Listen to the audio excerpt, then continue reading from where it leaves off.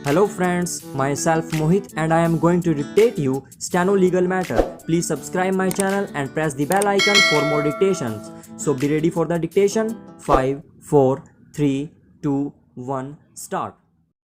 The first appellate court allowed the said appeal by setting aside the order passed by the learned trial court dismissing the application to set aside the ex parte judgment and decree stop. The first appellate court also passed an order to restore the suit to file and thereafter to dispose of the suit after affording sufficient opportunity to the parties to adduce their respective evidence and rebuttal evidence stop. Feeling aggrieved and dissatisfied with the order passed by the first appellate court in allowing the appeal and setting aside the ex parte judgment and decree and the order directing that the matter be disposed of fresh in accordance with law after affording adequate opportunity to the parties to adduce their respective evidence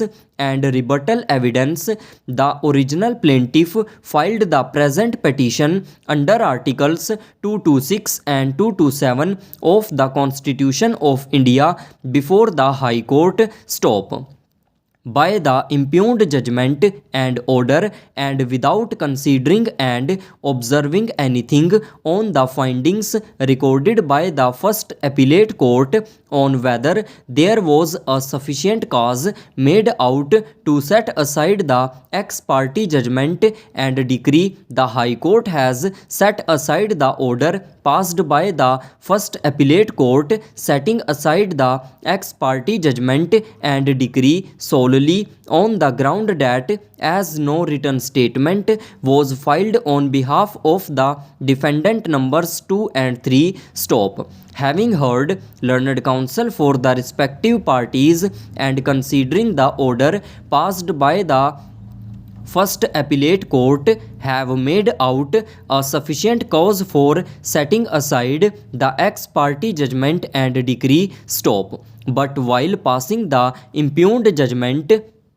and order, the High Court has not at all dealt with and considered the findings recorded by the first appellate court recorded while setting aside ex parte judgment and decree stop. The High Court has set aside the order passed by the first appellate court solely on the ground did not file the written statement and contested the suit. The reopening of the suit would become futile, setting aside the ex parte judgment and decree, though the defendants who had not filed the written statement can be permitted to participate in the suit and cross-examine the witnesses stop. Therefore, the High Court is not right in observing that as no written statement was filed by the defendants, the reopening of the suit by setting aside ex parte judgment and decree will become futile stop.